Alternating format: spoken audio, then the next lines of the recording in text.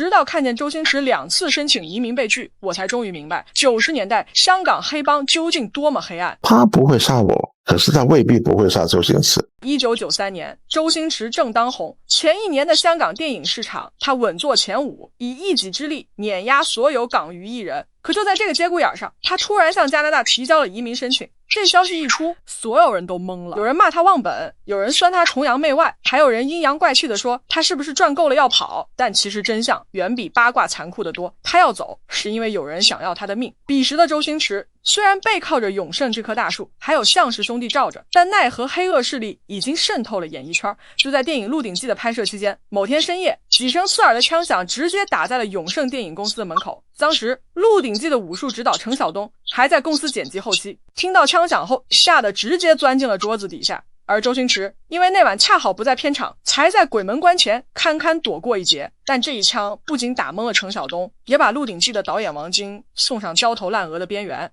他一边要盯着拍摄进度，一边还得提防暗处随时可能伸出来的黑手，整个人像走在钢丝上，两边都是深渊。为了保住这棵摇钱树，永盛公司干脆下了血本，紧急调来多名保镖，对周星驰实行全天候贴身保护，寸步不离。王晶曾说过，我不是怕他演不好，我是怕拍到一半人突然没了。王晶的这种担心其实不无道理，毕竟差点挨了枪子这个事儿，周星驰不是第一次经历了。在1991年距离春节还有半个月时，观塘一家剪辑室里，工作人员正在连夜赶工，剪辑周星驰主演的《家有喜事》。可谁也没想到，半夜3更时，几名蒙面歹徒突然闯了进来，他们手里拿着枪，开口只有一个要求：交出电影底片。要知道，在那个年代，电影底片就是一家电影公司的命根子，一旦被抢，不仅电影上映会受到影响，背后的投资和收益也可能全部打水漂。但幸运的是，这伙人虽然胆大，但没脑子。一通翻箱倒柜之后，他们抢走了剪辑师扔掉的废片和备用胶片，而真正的成片母带被惊慌失措的剪辑师在混乱中一屁股坐在了身下，这才躲过一劫。歹徒离开后，整个香港电影圈都震动了，出品人黄百鸣更是被吓得不轻。而一向在片场天马行空的周星驰也第一次清楚地意识到，危险不是电影里的桥段，它就在自己身边。果不其然，刚开机不久，《鹿鼎记》就成了他们的瓮中之鳖。镜头一开，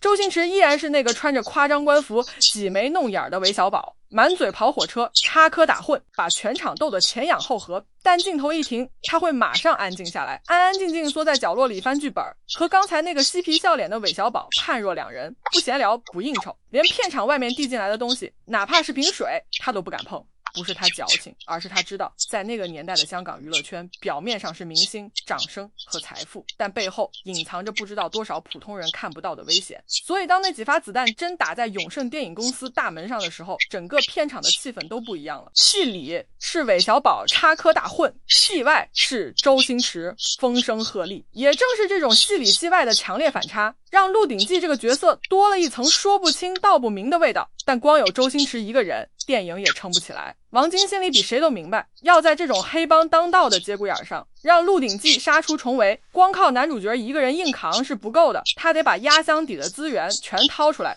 于是他几乎是以集邮的方式，把当时香港最顶级的一批女演员全拉进了剧组。林青霞、张敏、邱淑贞、李嘉欣、陈德容，这样的阵容放到今天，那是想都不敢想的有生之年系列。但即使阵容再强大，拍摄过程依旧充满压力。当时剧组最担心的不是演员状态，也不是票房成绩，而是拍好的底片能不能安全保存。毕竟有家有喜事这样的前车之鉴，所以拍摄《鹿鼎记》时，剧组对底片保护非常严格。每天拍摄结束后，都会安排专人保管和运输，确保这些珍贵素材不会出现意外。好在所有提心吊胆都值了。《鹿鼎记》上映后大获成功，上下2部累计砍下近8000万港币票房。在那个年代，这已经不是卖座了，这是图保。周星驰用韦小宝这张牌，硬生生把自己推上了香港喜剧之王的铁王座。从此提起喜剧，所有人脑子里第一个蹦出来的名字就是他。但有意思的是，荧幕上越风光，荧幕下的选择却越耐人寻味。最后在《鹿鼎记》上映之后不久，周星驰和母亲一同申请移民加拿大，结果他的母亲通过了，但他却2次都被拒绝了，理由是加拿大官方认定周星驰长期与向氏家族旗下的永盛电影公司深度合作，前后拍了7部电影，是永盛的控制方。加拿大官方直接定性为与香港新义安三合会有关联。于是结论就这么出来了，你跟永盛走得这么近，那你就是跟三合会走得近。就这么着，喜剧之王被一纸拒签信挡在了国门之外，连辩解的机会都没给全。而那些真正藏在暗处的人呢，几十年后照样喝茶、过海、谈生意，像什么都没发生过。而他一个靠演戏吃饭的人，却因为7部电影被贴上了一辈子撕不掉的标签。这大概就是90年代香港娱乐圈最残忍的注脚，你在台前笑得越亮，台下的阴影就越深。你越是想逃，那些看不见的线就把你拽得越紧。